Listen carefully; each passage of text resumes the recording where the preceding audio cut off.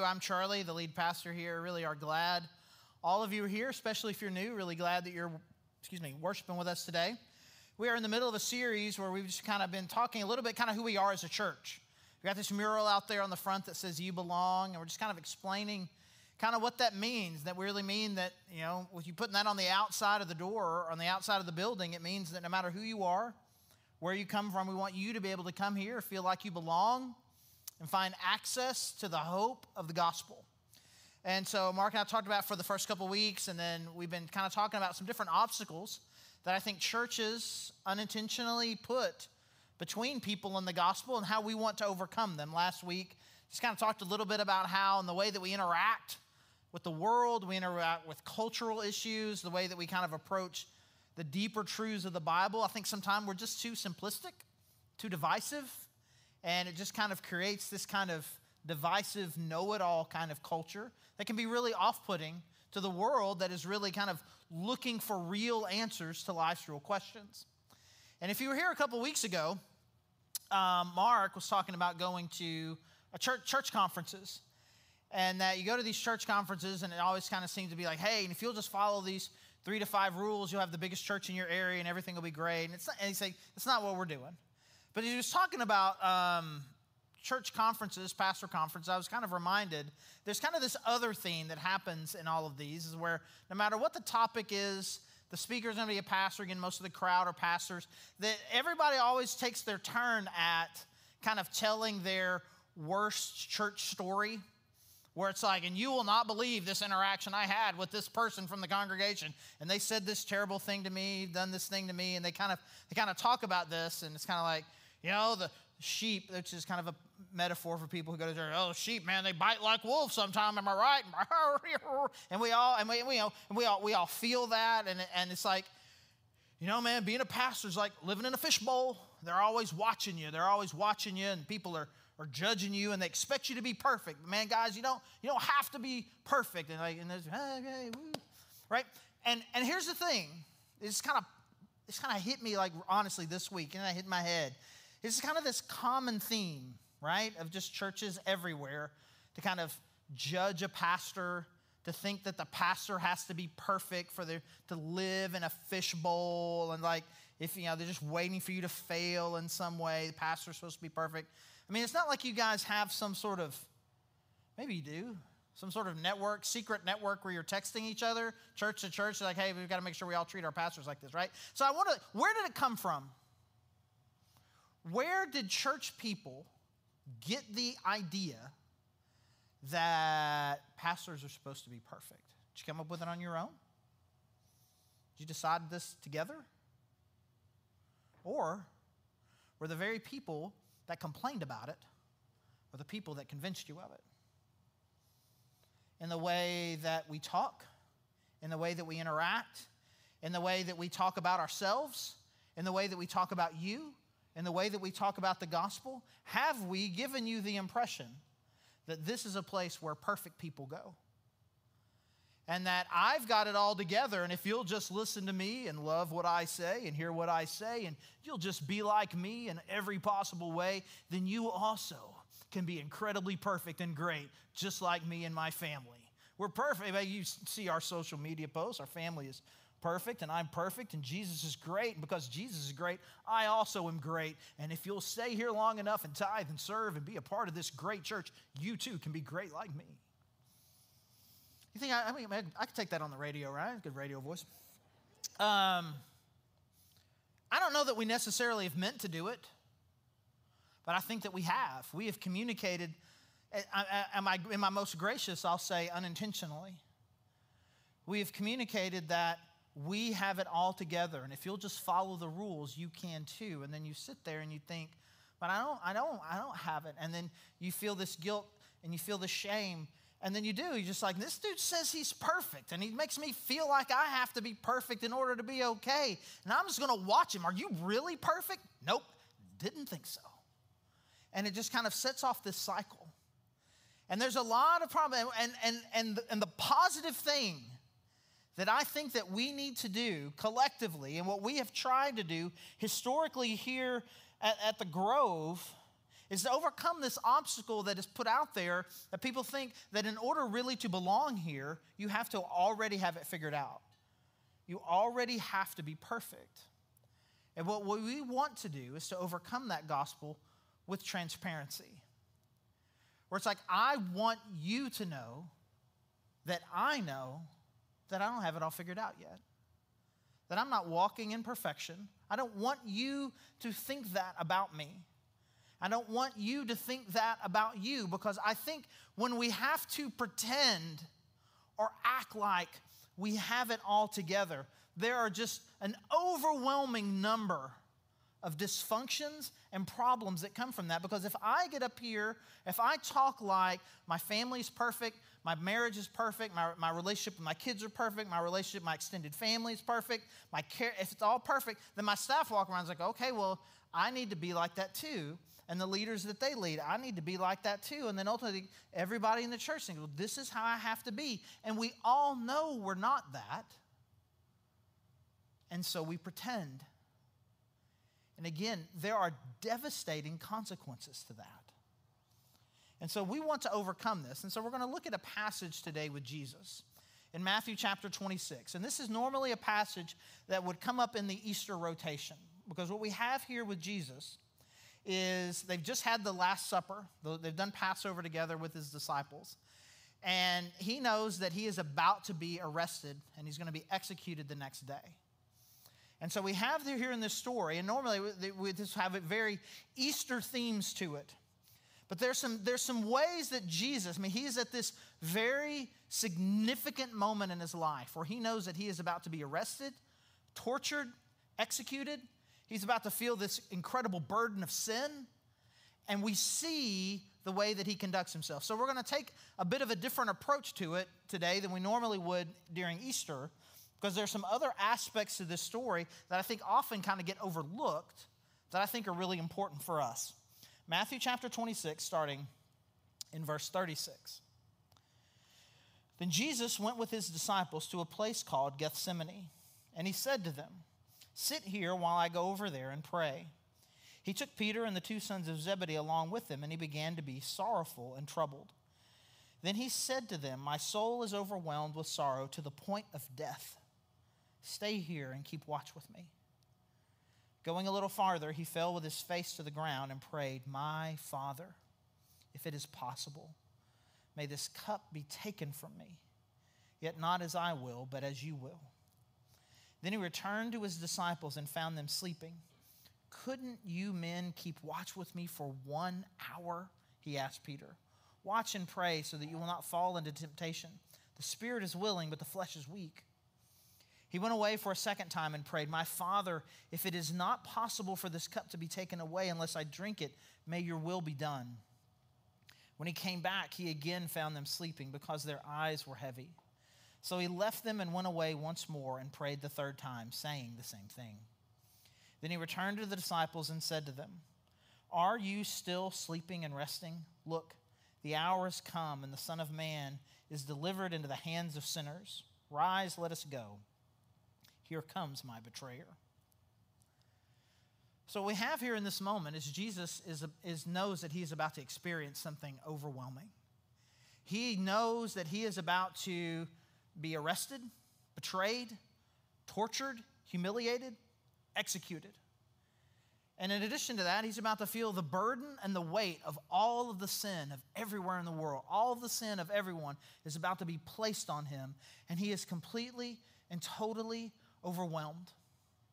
And so what he does is he takes his people with him. His 11 disciples. Judas is already gone. He's got these 11. He takes them and he says, "I want you guys to be with me." And he kind of says, "Hey, will you pray?" And then he takes the 3 that he's the closest to, and he walks a little bit further into the garden and say, "I'm overwhelmed. Will you stay here and pray with me?" And then he goes a little bit further by himself and begins to pray to God.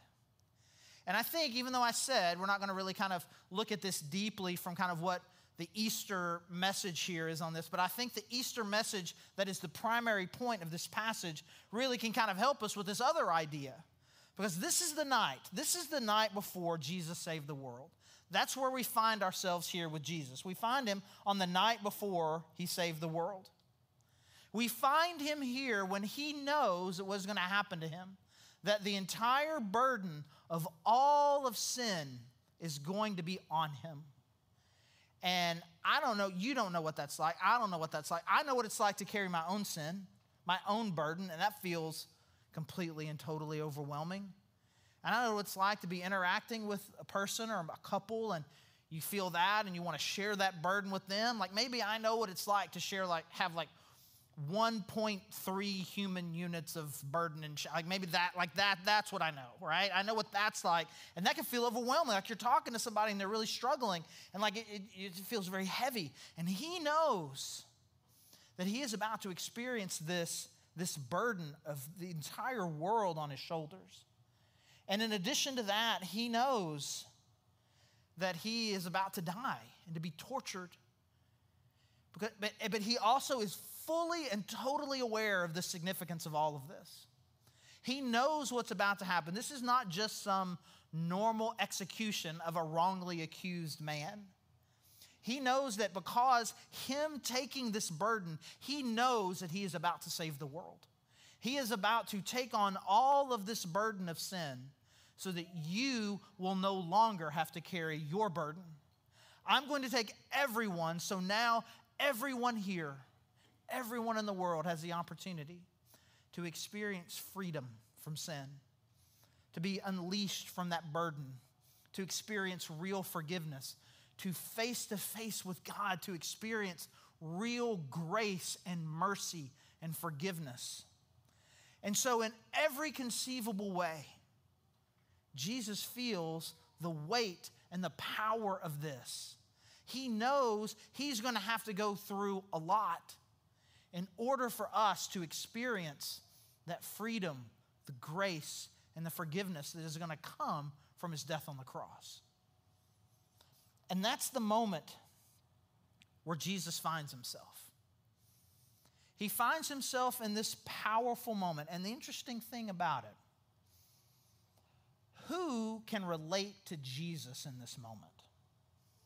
I mean, is he going to go to any, who does he know? Is yeah, you guys, I'm about to take on the entire burden of the entire world's sin. You know what I'm talking about, right?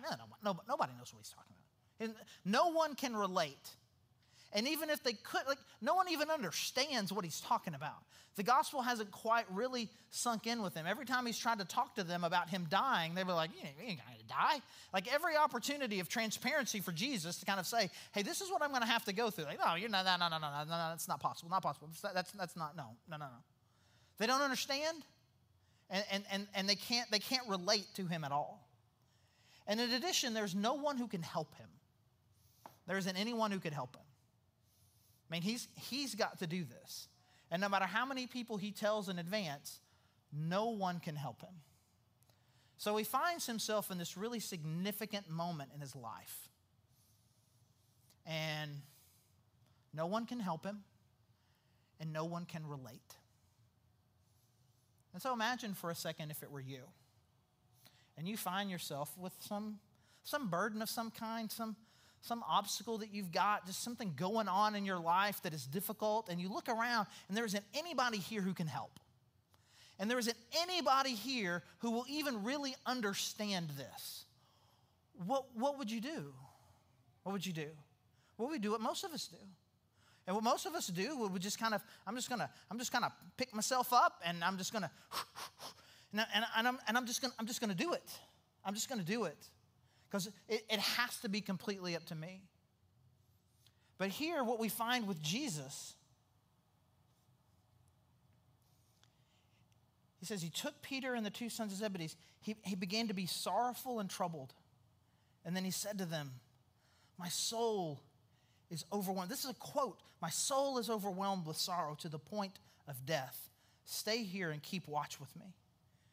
Even though there was no one who could really relate, who could understand, who couldn't help him in what he was facing, here's what he did. He was vulnerable and transparent with his disciples. He says to them, I am overwhelmed with sorrow. He says, to the point of death. And the narrator, Matthew, who obviously he was there, he was part of this group, and he talked to these three guys that were closer and kind of talking to him. It's like he was describing him, sorrowful and troubled. So this is a description. So imagine it's your biography. Your biography is written, and there's a section where it's like, you were described as sorrowful and troubled. And you were quoted as saying something like, I'm so sorrowful, I feel like I want to the point I just want to die.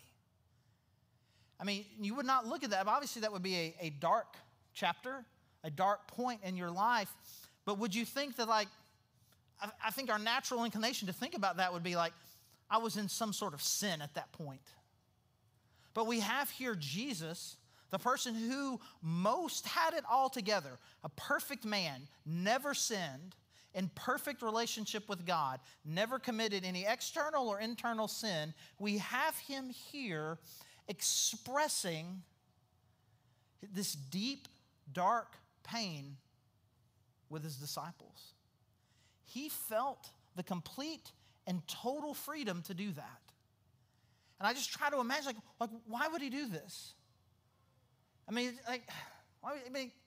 because what would we do? Like, well, I got these guys with me. We just had dinner. I can't just shoo them off. Like, hey, man, you guys just come over here and you hang out over here and you do what you're going to do. And I'm going to go over here and pray. And maybe he comes over here and he's kind of cries and just kind of has this thing. But then he's got to wipe it all off, and he's got to come back and be like, hey, Jesus, have you been crying? He's like, no, man. Allergies, it's allergies. I'm just kind of, I don't know. Really, my eyes are red, man. Got something stuck in there. And we come up with all of these excuses very often for the expression of just real raw hurt, real raw emotion. And honestly, I'm going to tell you, I'm going to go 2 for 2 here, completely unrelatable stories. You don't go to church conferences where you hear pastors complain. And you probably don't read these kind of theology books, these kinds of things that I've read. And I'm telling you, everyone has a hard time figuring out what's going on here in this passage. And so honestly, there's just parts of it that we tend to skip over, even like in the Easter telling of it. And we're just going to kind of focus on, kind of Jesus anticipating the burden that's coming on Friday on the cross, which is, again, the primary thrust of what's happening here in the narrative. But there's so much more to it. And because Jesus expressing, being sorrowful, being troubled, I'm so sad, I think I want to die. Him saying these kinds of things, it's like I just see we work so hard, it can't be that. In fact, I read this one thing that said, there are people who knew that they were going to be executed for their faith, and there's stories of them singing and being joyful and being happy that they felt like they were worthy to be killed for their faith. And those people went to it this one way. Jesus didn't. So clearly that's not what's going on here, because these people didn't, and that's better. It's better to experience this and not be afraid and not be sad, because again, I don't know that we would say this out loud, but fear and sadness, there's something wrong about that. And I read this and it feels wrong, but the reality of it is real. And there were legitimate reasons why Jesus would experience this, and he could have kept it from them. But he didn't, and I think there's some good reasons why. I think it was important for the disciples to see this, to kind of see and experience this raw emotion of Jesus, and to kind of see modeled in him this authenticity, this realness about who I am and what I'm feeling. And it was good for them. But beyond that, I think it was good for Jesus. I think he wanted this. He did not want to go through this alone. He wanted people there with him to try and shoulder at least some of the emotional pain. Even if they can't help him tomorrow, you can be with me right now, and I can be here with you. Which is why he's so upset. He comes back and they're asleep. Man, I want us to be able to go through. I want us to be able to do this together. Because when we have that, when we have this freedom, when I don't have to pretend, this is me showing that I really understand the gospel in the first place. Jesus died so that I could be free. He died so I could experience forgiveness. He died so that I could live under His grace and His mercy. And if I feel like I have to keep that from people around me, that shows that I don't really believe it. I don't really believe that whatever's going on inside of me, Jesus died for that.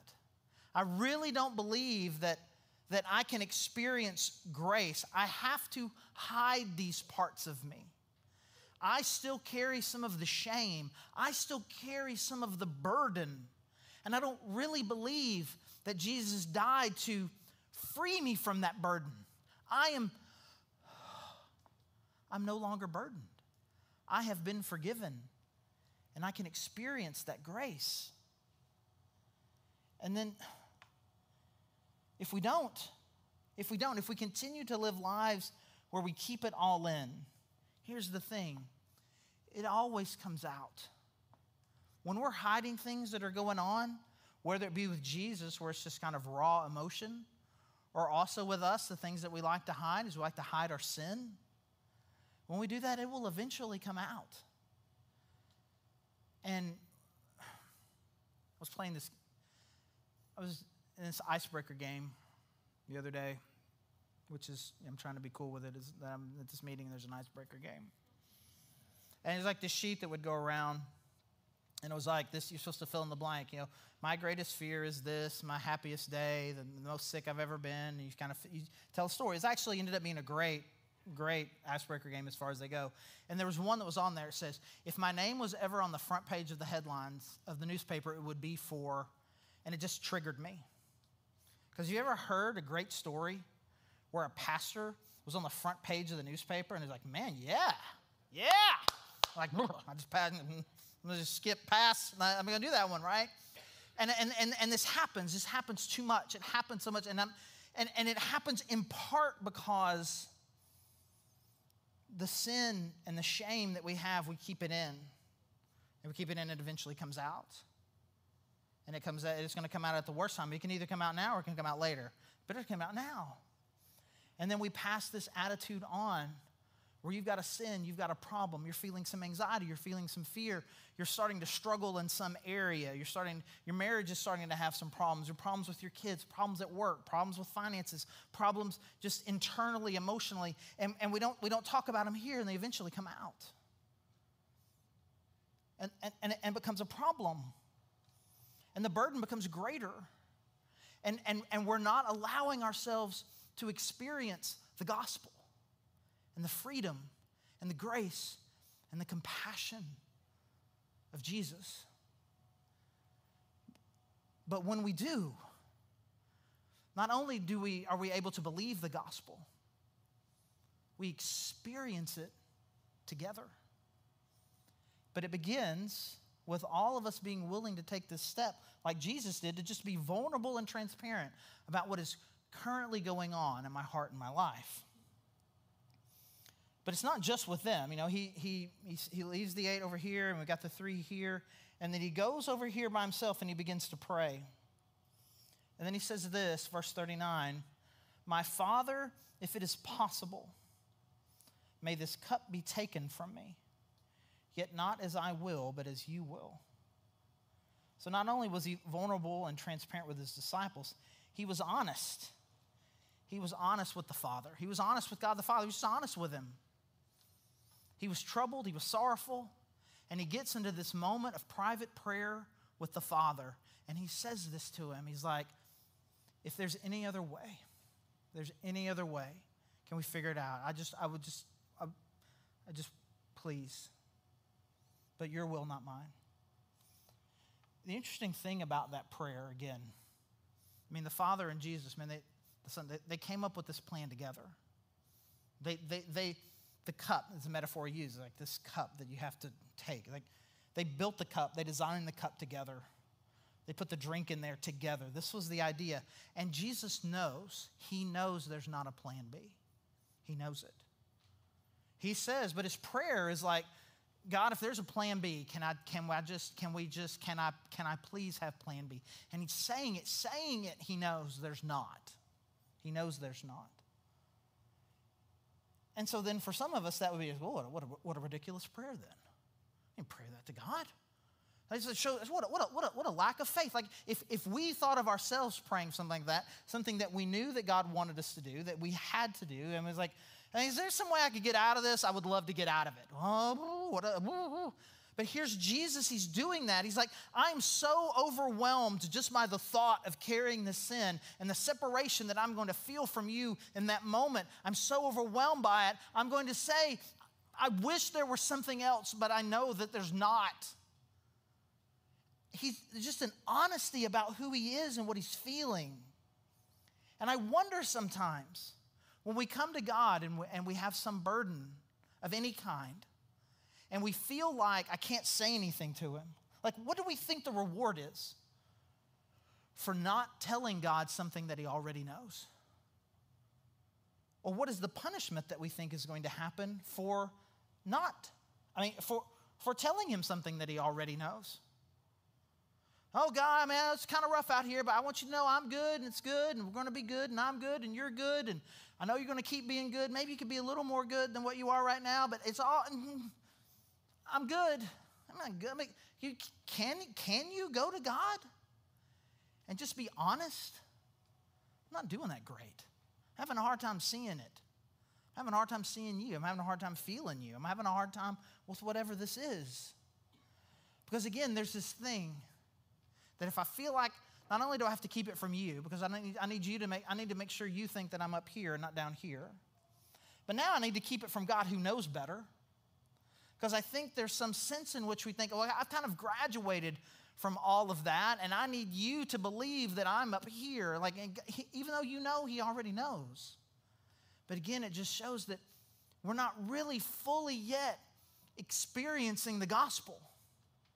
But when you can come to God, no matter what is going on in your heart and life, for good or for bad, negative emotions, positive emotions, no emotions, I'm sinning, I'm not sinning, whatever's going on, I can be honest with him when I know that I can be honest, and then I am in fact honest with him. It shows that I understand the gospel. That I know that whatever all of this is, he's already forgiven me. Whatever this burden is, whatever the shame is, I've already been released from it. He's forgiven me. I have freedom. I have grace. I have forgiveness. I'm experiencing again in my day-to-day relationship with God the freedom of forgiveness. I'm experiencing the power of the gospel. And it's not just something that I believe. It's not just a point of theology for me. It is something that I experience. And so it's important. It's important for us as a church to do this because we don't want anyone to ever to come in here and feel like that I'm not good enough. I don't have it all figured out. It's important for that. It's important for new people. But it's important for us too. It's important for us to live the freedom of the gospel, to live it, to know it, to experience it. Man, I love my small group. I love my small group so much. And mostly it's people around our age in very similar seasons of life, though some of us still have young kids. And we've got aging parents. Most of us have adult kids now, kind of in the similar seasons in our career. And it's just amazing to me how most Sundays when we get together, we're all experiencing the same things, the same struggles, the same burdens. And I love just for me to have a place where, Charlie, how are you doing? And in that moment, there is nothing but freedom to give an answer. I was tested on this not an hour ago, right after the first service, where a guy comes up to me. I've known him. He's been coming to the church probably for 9 or 10 years. And he's like, Charlie, how you doing? And I had an opportunity right there. Good, man, how are you? Man, I don't know. Not great. Things just feel weird right now in my heart. And he said, I've been feeling that too. We've had a really good conversation for the next 2 to 3 minutes where we are able to experience with one another and with God, the freedom of the gospel. That it is okay in this moment to not be okay. And that the freedom and the grace and the forgiveness that Jesus did for us hours after the story, I'm able to live in that moment with Him. And so as we think about the kind of people that we want to be, the kind of church that we want to be a church that fully experiences and shares the gospel and the freedom that comes with it. And we're not going to allow this obstacle to be real for anyone who's out there. And we in here, by our honesty with one another and our honesty with God, are going to experience the freedom and the power of the gospel in ways maybe we never have before. Let me pray.